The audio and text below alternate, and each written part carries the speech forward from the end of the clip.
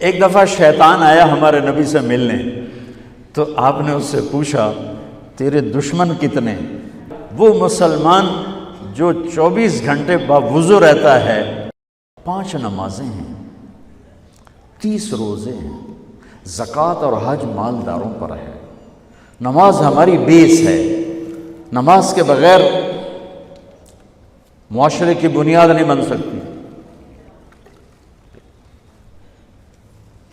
کسی حال میں بھی نماز معاف نہیں ہو سکتی۔ 14-15 صدی میں اگر نماز کی گنجائش مجھے نظر آتی ہے تو کربلا کے میدان میں حسینی قافلے کی نظر آتی۔ نہ پڑھو، تلواریں برس رہی ہیں، چند گھڑیاں باقی ہیں گردنوں کے کٹ جانے میں، اب نماز پڑھو یا نہ پڑھو گردن کٹنے والی ہے۔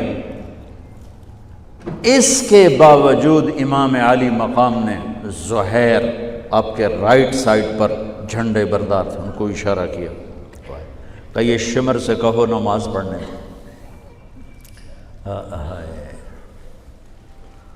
تو انہوں نے آگے بڑھ کے کہا نماز پڑھنے دو، تھوڑی دیر کے لیے رک جاؤ۔ وہ کہنے لگا ہماری تلوار نہیں رکے گی۔ انہوں نے آ کر کہا یہ جواب ہے۔ امام عالی مقام نے فرمایا پھر نماز بھی نہیں چھوٹے گی۔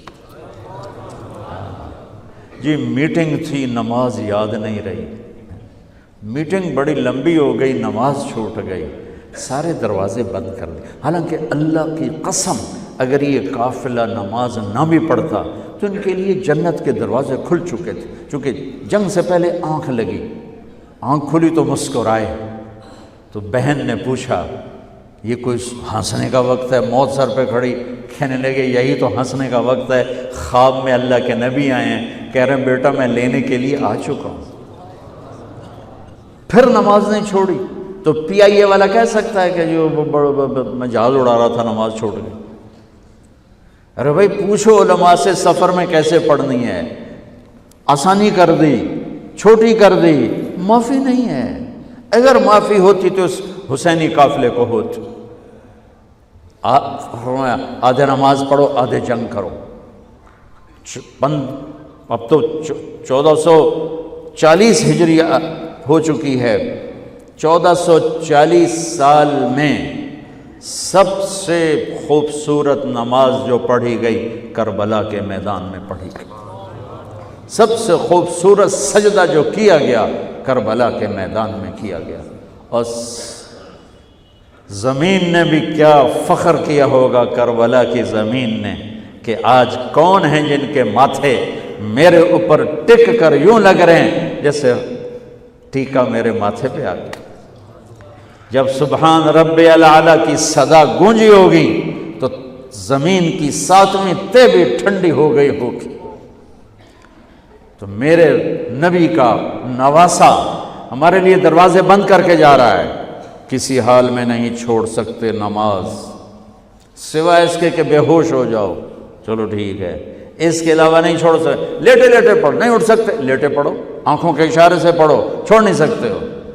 آدھوں نے نماز پڑھی، آدھوں نے جنگ کی، پھر آدھوں نے نماز پڑھی اور سب نے جنگ کی، اور عصر میں سب سر نیزے پہ چڑھ چکے تھے۔ عاشق کا جنازہ ہے، ذرا دھوم سے نکلے، محبوب کی گلیوں سے ذرا گھوم کے نکلے۔ ہمارے دفتروں میں، بازاروں میں، گھروں میں نماز زندہ ہو جائے۔ روزہ تو سال کے بعد آئے گا، بیمار ہے تو چھٹی، مسافر ہے تو چھٹی بعد میں رکھ لینا۔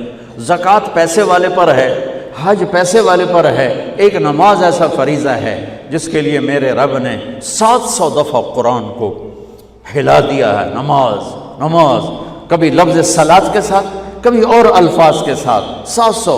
ایک آرڈر آ جائے ملک صاحب کا تو آپ ہل جاؤ گے، آرڈر آ گیا، آرڈر آ گیا۔ میرا رب 700 دفعہ کہے اور تمہاری مسجد خالی ہو کہ ہمیں اپنے اللہ اور اس کے رسول کی عظمت اور ہیبت کا پتہ نہیں ہے۔ نماز کے بعد زندگی اگر ساری نماز بنانا چاہتے ہیں، نمازیں کتنی ہیں بھائی بولو؟ 6 ہو سکتی ہیں، 7 ہو سکتی ہیں، نہیں ہو سکتی۔ اگر ساری زندگی نماز بنانا چاہتے ہو کہ میری پوری زندگی نماز بن جائے، چاہے میں آفس میں ہوں، چاہے میں جوڑیا بازار میں ہوں، چاہے میں جہاز اڑا رہا ہوں، چاہے کھوتا ریڑی۔ ایک حدیث سناتا ہوں، صرف ایک حدیث، اس ایک حدیث پہ عمل ہو جائے تو ساری زندگی عبادت بن جائے گی، ساری زندگی بندگی بن جائے گی۔ میرے نبی نے فرمایا اربع اذا کانت فیک، کہ میری امت 4 باتیں لے لو۔ میں قربان جاؤں، میرے نبی بڑے بڑے وظیفے نہیں بتاتے تھے، اپنی امت کو مشقت میں ڈالنے سے بچتے تھے، چھوٹے چھوٹے وظیفے بتاتے۔ ایک صحابی ہے، یا رسول اللہ تنگی ہے رزق کی، کوئی وظیفہ بتائیں۔ کتنے لمبے لمبے وظیفے لوگ پڑھ رہے ہیں کہ کاروبار کھل جائے اور روزی بڑھ جائے، کتنے لمبے چوڑے، کتنے کتابوں میں ایڈے ایڈے بڑے وظیفے لکھے پہ، پڑھوں یہ بندہ بڈھا ہو جائے۔ میں قربان جاؤں یا رسول اللہ آپ کی شفقتوں پر، آپ کی رحمتوں پر، سنو یہ کرو، میری بات نہیں ہے، میرے نبی کی بات ہے۔ تجربے کی وجہ سے کرو گے تو کچھ نہیں ملے گا، یقین سے کرو گے تو دروازے کھلتے دیکھو۔ کہ یا رسول اللہ ارید ان یوسع علی رزقی، میں چاہتا ہوں میری روزی کھل جائے۔ تو آپ نے کہا ادم علی الطہارہ یوسع علیک رزقک، تو باوضو رہا کر تیرا رزق کھل جائے۔ کوئی زور لگتا ہے وضو؟ تمہارے ہاں تو سردی ہوتی ہی کوئی نہیں کہ بھئی ٹھنڈا پانی ہے کیسے وضو، یہ تو ہمارے لیے مسئلہ ہے کہ بھئی ٹھنڈا پانی ہے کیسے وضو کرو۔ وہ ہمارے گاؤں کا مراسی مجھے مل گیا، میں نے کہا چل نماز پڑھے گی، نہیں جی میاں جی سردی بڑی، نہ لے جاؤں سردی بڑی، مراسیوں کو سردی زیادہ لگتی ہے۔ میں نے کہا نہیں آج تک نماز پڑھا کے چھڑنا ہے۔ میں اس کو لے کے جب وہ ٹوٹی پہ بیٹھا نا، جو ہی ہاتھ پہ پائے اوہ حالے او ٹھنڈا پانی، اوہ حالے او ٹھنڈا پانی۔ تمہارے لیے تو یہ مسئلہ بھی نہیں کہ ٹھنڈا پانی۔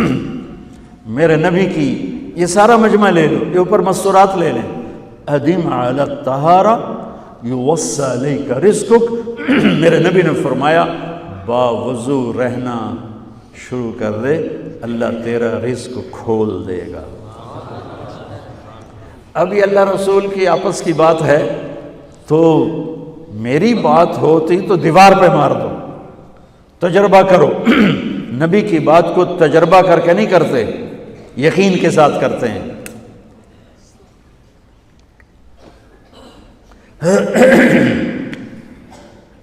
ادم علی الطہارہ یوسع علیک رزقک، باوضو رہا کر۔ اچھا باوضو رہنے کے اور فائدے، اللہ پیار کرتا ہے، شیطان ڈرتا ہے، اور وضو ہوگا تو نماز آپ ہی پڑھی جائے گی، چلو یار وضو ہے 4 فرض ہی پڑھ لو گی۔ ایک دفعہ شیطان آیا ہمارے نبی سے ملنے، تو آپ نے اس سے پوچھا تیرے دشمن کتنے؟ کہنے لگا 15۔ آپ نے فرمایا کون کون ہے؟ کہنے لگا پہلے تو تھوڑا ہی نمبر ہے، پہلا نمبر تو تھوڑے نال میرا لگو ہے۔ پھر کہنے لگا وہ مسلمان جو 24 گھنٹے باوضو رہتا ہے وہ میرا بڑا دشمن ہے۔ جو باوضو رہتا ہے اور باوضو سوتا ہے، ایک فرشتہ اس کے لیے بندگی کا ثواب لکھتا رہتا ہے۔